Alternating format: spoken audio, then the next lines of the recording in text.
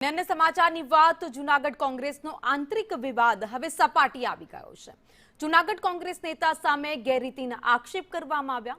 જિલ્લા પ્રમુખ સામે નાણાકીય ગેરરીતિના આરોપ લગાવાયા છે। તો ચૂંટણી ફંડના નાણાં પચાવી પાડ્યાનો ગંભીર આરોપ લગાવવામાં આવ્યો છે। તો અમિત પટેલે અંગત ખાતામાં રકમ રાખ્યાનો પણ આક્ષેપ કરવામાં આવ્યો છે। હાલ સમગ્ર મુદ્દો જૂનાગઢ જિલ્લામાં ગરમાયેલો છે। કાર્યકર્તા ધીરુ કુંભાણી દ્વારા આ આરોપ મૂકવામાં આવ્યો છે અને ચૂંટણી માટે ફંડ ન આપ્યાની પણ ફરિયાદ કરવામાં આવી।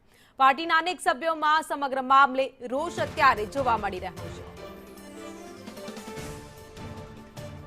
તો જિલ્લા પ્રમુખ સામે નાણાકીય આક્ષેપો કરવામાં આવ્યા છે। ચૂંટણી ફંડના નાણાં પચાવી પાડ્યાનો આરોપ લગાવવામાં આવ્યો છે।